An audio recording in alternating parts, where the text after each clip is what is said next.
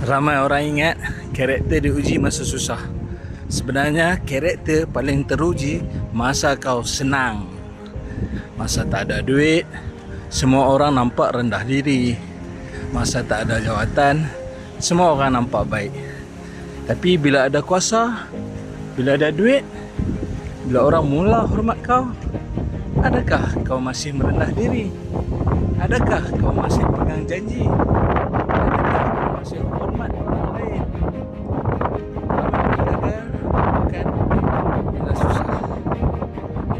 Mereka gagal bila mula rasa diri mereka lebih hebat daripada orang lain.